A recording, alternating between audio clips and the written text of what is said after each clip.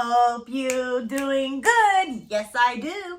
If you've been following me over here, then guess what? You're an OG, baby. Yes, you are. And if you're new, welcome. I'm so happy you decided to join us on this crazy ride.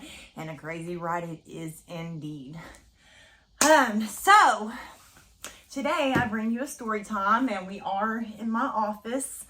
Yes, I do have an office. I just haven't recorded there that much, in here that much yet. I'm very nervous about today's story time. It is one of the hardest stories I will have to talk about. It's something I'm not proud of. I'm very much ashamed of. And the guilt has ate me up ever since it has happened. Disclaimer, I do have a very dark sense of humor, and I do use things in a joking manner, and that's my way of coping. That's how I've always coped. So if any point I make a joke, please don't think it's because I think this is a joke. It's not. It is very serious, but that's just how I've learned to adapt and cope, you know? Everybody copes in different ways, and that's my way. Sorry, I needed to pop in here and say this. Another disclaimer, if you do not like hearing about addiction or the effects from addiction, then please click off this video now, because it will not be the video for you. Today's story time is about me stealing my daughter's teacher's cell phone.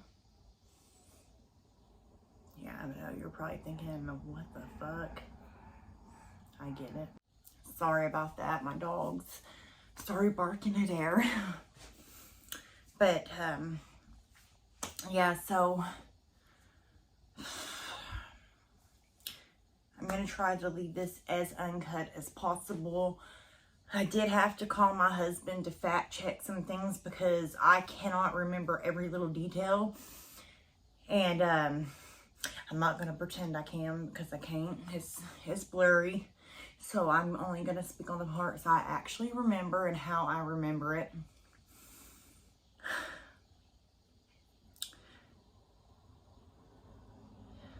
I'm sorry to my daughter that she had to find out from other people what transpired, because I never told her. I did not want to tell her about that until she got older. Just like I didn't want to tell my kids about my past drug addiction until they got older. But people told them anyways, and they put their own narrative on it and not what actually transpired. Sorry about that. My animals do not want me to record. So,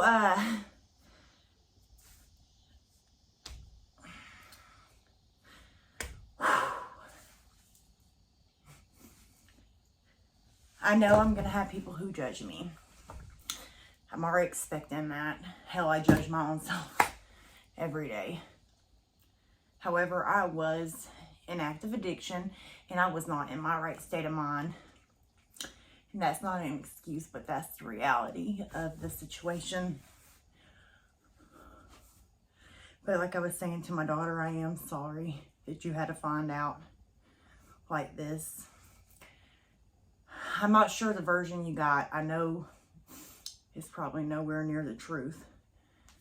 So I'm here to tell you what really happened and everybody else. And I am here to hold myself accountable for what I did. You know, I never claimed to be a perfect mom. I'm a good mom, but I'm not a perfect mom. And I've made my fair share of mistakes. And unfortunately, I was raised in an environment that wasn't the best for me, and I didn't know how to appropriately handle things at one point, because I was never taught to do so, to handle them accordingly. I was taught all the toxic, wrong ways to handle things, and I wanted to do better than that, and I did for a little while. And then at that point, I was getting over my ex and getting under other guys to try to get over him. And then next thing you know, drugs come in the mix. And it made me do things I would never do. And the saddest part about it is, it was never my drug of choice that got me in these circumstances. It was always something I did maybe once, twice a month, you know, which was Xanaxes. This is to also bring awareness to what Xanaxes do to people. I'm just talking in circles. So without Marissa, just know that I love you very much, and I'm sorry if I've ever caused you any pain or your brother. What I do know though is we've always had a great relationship. I treated y'all so good, and I was good to y'all. Your mama just was sick at one point in her life, and I had to get better. Addiction is a very selfish disease, and it hurts everybody that's involved. And I used to think that if I sent y'all to y'all's dads and waited to get obliterated then, I was being a good mom because I didn't have y'all there while I was doing that. But what about the consequences to my actions? Y'all still suffered anyways from what I did. And I'm sorry for that. I am so sorry for that.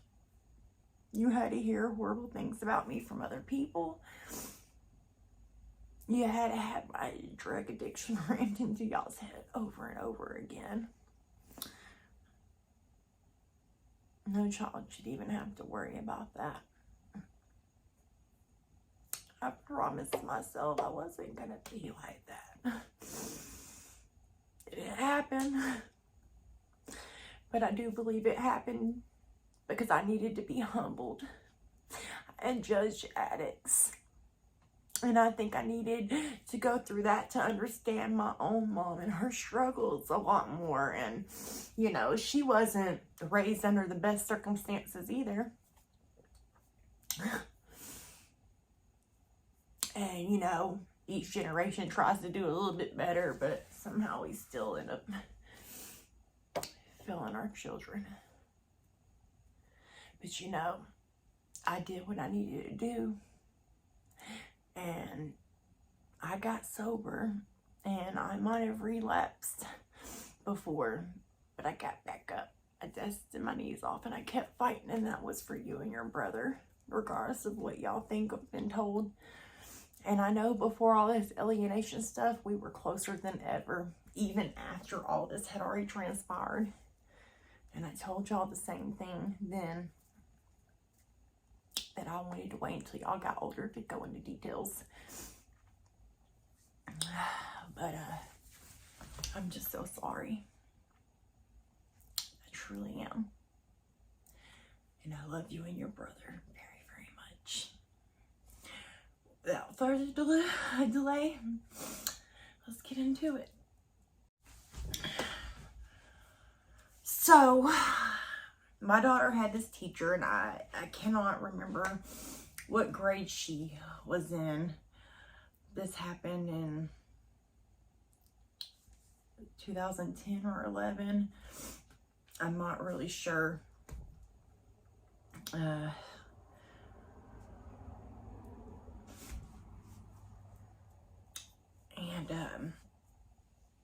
I mean, if I sat here and thought about it and stuff, I could figure out the grade. I'm sure I will, and I'll put in the description or something. Okay. So, my daughter had this teacher, and I'm not going to say the teacher's name. And I noticed certain things when I would go into my daughter's classroom. And those things I was noticing was that the teacher didn't care too much for my daughter, and she sort of pushed her to the side and gave other students attention, but it was more like my daughter was an annoyance to her than anything. And I would tell my husband this and other people, and my husband thought I was being dramatic, and, you know, he didn't really believe me. Hell, no one did. I went to the school principal about the matter. She didn't like me anyways, at all. Even before this actual event transpired. Because, you know, everybody looking in could tell that I was addicted to something. And I didn't think they could tell, but they could. For a long time, I didn't think they could tell. And so she really judged me. She basically thought I was trash. But my kid's stepmom, she wasn't like that with, because, you know, she's a successful college student that's in nursing, and she was raised up in that town and went to school there, and you know how that goes. It even came to a point where my daughter was hearing inappropriate stuff on the bus from the students, and I wanted her separated from the students, or I was not going to let her ride the bus no more. And the stepmom didn't want that, because when the kids went over there, she needed to be able to let the kids ride the bus because of her job and stuff. And I had went to the principal about that too, and she didn't listen to me. Nobody listened to me. But when the stepmom did, oh, they listened to her. But this teacher was treating my daughter different, straight up treating her different. My daughter tried to get her attention. She would blow her off, but another student come running up to her, and she was all about it. A mom knows, okay? And I knew. My husband went to my daughter's Christmas party with me, and that's when he observed this behavior too. And at that moment, he finally believed me. He seen what I was talking about, and it upset him just as much as it did me. And the principal nobody was listening to me. I tried to do the right thing and handle it the right way, and nobody listened to me. I'm just another junkie to them, you know? Even if they don't know that to be factual, they know it in their hearts. So I'm trash at that point. I'm low class. I'm poor, you know. That's how they treated me. And I've even told the principal that, and she tries to say that's not true. It is. It most definitely is true. I'm still pretty convinced that the principal lied to me about my son not going to his kindergarten graduation. But that's another story time. Anywho, my husband had attended the Christmas party, and he seen what I was talking about. And he was upset too. And I was fueling at this point, you know. And my kids one night ended up going to their dad and stepmom's for the night. And the next day, I had to go up to the school and pick them up. And this is the part I couldn't remember. I didn't even remember my husband being with me or anything. Well, when my kids are away, you know, I take a little bit more Xanaxes than I normally would. And I didn't get no sleep all night. So I've taken Xanaxes.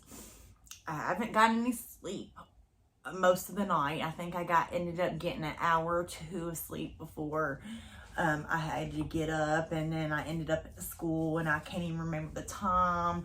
I guess I had slept pretty late or something, because my husband says we were going to pick the kids up from school when all this transpired.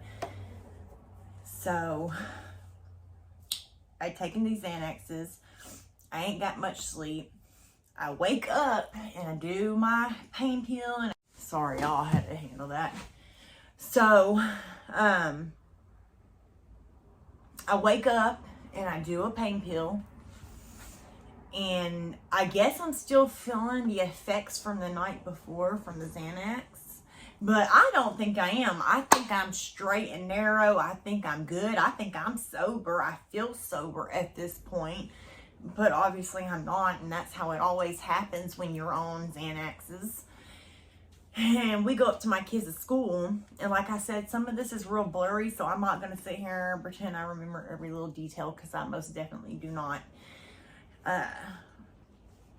Like I said, I didn't even remember my husband being with me until he mentioned it, and I was like, oh yeah, that's right, you know. things start coming back to me when someone brings it up, and you know, it sort of refreshes my memory. And I remember going into school, and my daughter's class was outside or something to that effect, and we were waiting on them to come in to get their stuff in the classroom. And I knew that I had heard this did I hear her say this, or I can't remember if she said it after the fact of me taking the phone or not. But anywho, she had a nice cell phone. I'm pretty sure I knew that she had saved up from that cell phone, because I'm pretty sure I heard a conversation or something of her bragging about how she saved up for that cell phone. Yeah, I did. And it was one of them nice cell phones or whatever, an iPhone. And she had saved for this phone or whatever. Sorry, y'all, I had to handle something. Anyways, so I knew she had saved for this phone, but I didn't know I was going to find the phone in the classroom or anything. You know, when you're on Xanaxes, what happens? You turn into a klepto, right? And you know, you start trying to see what you can take. It's a whole thing. It's not good. So I'm already snooping around and stuff, and I'm already pissed at this woman. She's treating my daughter different, and that's all that's in my mind. Just like when I was on Xanaxes for other people in order to do, like my mom, doing her dirty. All I could think about is the abuse and stuff, and I'm like, screw her, you know what I mean? That's what it makes me do, and that's how I justify doing the things I did. So, I'm like, you know what? I think I can't remember if I got it from her desk or her purse. It was somewhere near the desk. I do know that much, but I don't remember exactly where I got the phone. But I'm snooping or whatever, and I see the phone, and my first thought is, oh yeah, I got this bitch. I'm taking her shit. She wants to treat my daughter different, and nobody's going to do anything about it and all this. Well, I'm going to take her shit. And that's what I did. And then my daughter and them all come in the classroom. I get her, and we leave. Well, I had an employee that I worked with at the Krispy Kreme that who lived in the hood. But I was going to see her. My husband and I and the kids would go over there or whatever and see her. And she had a son too, and my kids would play with her son. She was straight-laced though. She only smoked weed, and that's it. So I was just going over there to chill with her, hang out. Well, apparently, and I guess I had turned the phone on at some point. I'm not sure why when I take stuff like that, I think to turn it on and when it has a tracker and everything, but I did. I turned it on. So I guess by this point, she had already figured out her phone was gone, and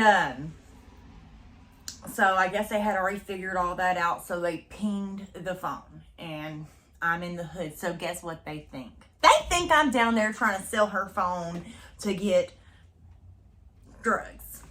That wasn't the case. Like I said, the only thing that girl did was smoke weed. I was just hanging out with her. I don't know what I was going to do with the phone. Don't know. I guess I thought I was going to keep it. Heck, I don't really know. When I think back on all of this, I don't know where there was no logic to it at all. Like, how is that going to help the fact that she's treating my daughter different? You know, that just shows you that I wasn't in the right state of mind. I would never do something like that sober, you know? And, I don't remember what happened from that point. All I do remember is that night. I think it was that night. Yeah, that night being at the house and the police knocking on the door. And they come in and they search the house. And the phone's not there or whatever. Is it there? Oh, crap. Hold on. I have to fact check this with my husband real quick because I don't want to get this part wrong. Well, that was sort of pointless because he could tell me a little bit more, but he's lost a big chunk of time too. He said because so much crap has happened then, so I'm just going to say what I remember. I remember them coming to the house because I guess I had turned it on and then turned it right back off, and they pinged it again, and they came to my house and said it showed up there. And I can't remember if they left because they couldn't find the phone in the house, because they did search the house and I gave them permission to come in. And I thought I hid the phone in some clothes, and I think I called my husband's cousin and told her they were originally knocking on the door or whatever. And then I think they leave. They have to leave at some point because I end up coming clean to my husband because he doesn't know I did this. He's still, well, hold on, did he know? Yeah, he knew because didn't he? Or no? No, he didn't know I turned it on. Did he know I turned it on at Shaniqua's house?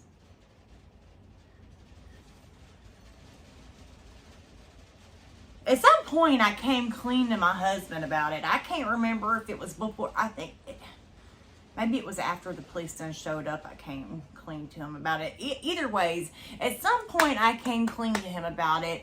And my husband, being the loyal man he is, I gave him the phone. He took off with it and went and hid it into a well that was down in the country. And I don't remember how it led up to me getting arrested. I don't know. Oh, it was the next morning, I'm pretty sure, because they come back out to the house or something. Because the school done ran the cameras back and seen that I was the one who took the phone. That's when I was arrested. My husband bonded me out. And then when I ended up going to court for it, they made me spend 2 weeks in jail. And I was mad as hell at the lawyer. I'm like, this is the first real thing, besides the little DUI I got, this is the first real trouble I've ever been into, and y'all are going to make me serve 2 weeks over this, even though she got the phone back. Because my husband ended up meeting her at a grocery store and giving her the phone back. She said she didn't want to press charges. She just wanted her phone back, but the state, you know how that is, they picked it up. So,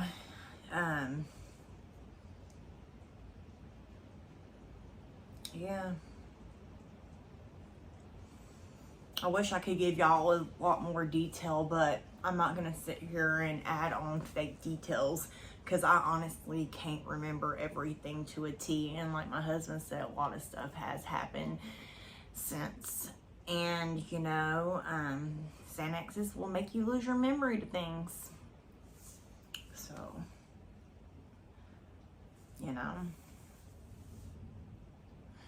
it's just a damn shame because I feel so bad that that had to happen in general, but to my daughter's teacher, like, that is so embarrassing and so shameful. And I'm dead wrong for it. I know I am. You know, I just don't understand. And I used to always tell myself when I was under the influence of Xanaxes, as long as I stole from the store, it was okay, just not people. And then it turned into me doing that to her, and then me taking from my mom, and I've taken from a couple of other people, and it was always under the influence of Xanaxes. Not even my drug of choice. My drug of choice was pain pills. That's what blows my mind even more. You know, my daughter has to grow up and come to the realization that her mom stole her teacher's cell phone. Who does that? Zanny Christina does that. That's who. And I am sorry to that teacher. No matter how I felt about her, how she was treating my daughter, and I stand by that. She treated my daughter differently, and that shit pissed me off. But that still doesn't justify my actions. I just wish the school would have listened to me when I went to them, because I do believe it would have prevented this, because that's sort of what fueled my mind when I was under the influence, is knowing that she was treating my daughter differently and the school wasn't doing anything or listening to me or anything else.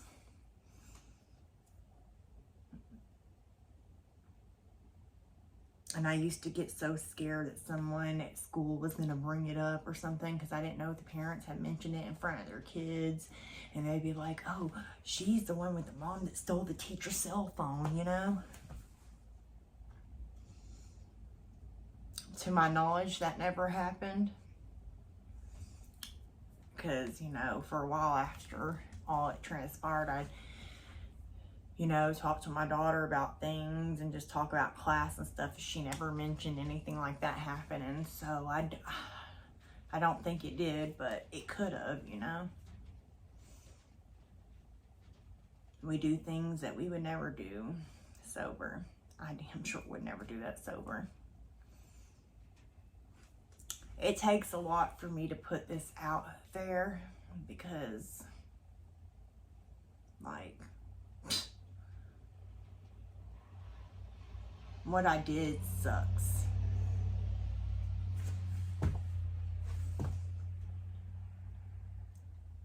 I just hope, after hearing this story, the people who say they support me still choose to support me and know that's not who I truly am. That's who the Xanax has made me. And I thank God that I am sober.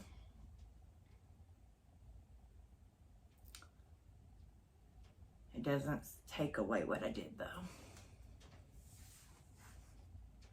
So,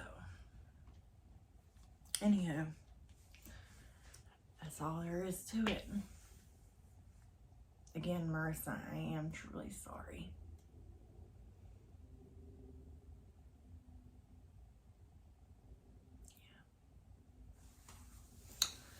But if you're not following me here on YouTube, please do so. Also follow me on IG at simply_Christina1987. You can also follow me on TikTok. If you go to the About section here on my YouTube page, I actually have my TikToks linked. And yeah. I don't know what else to say. I just hope that somebody can take something away from this story. I know it's sort of all over the place. I'm very nervous about even talking about this, and it's taken me a lot to even make this video. Just know, if you are in active addiction, there is help. You can get help. There is a way out. Everybody's recovery is different. Everybody's.